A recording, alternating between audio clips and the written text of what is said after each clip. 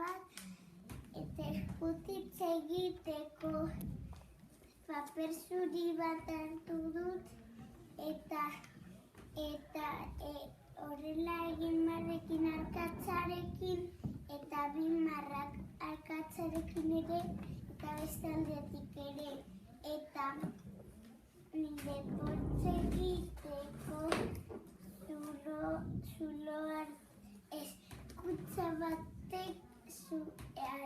kutsa bat hartu dut, eta egin dut zulo bat artaziekin. Eta eramateko eta eskigitzeko soka bat ipini dio zeloarekin.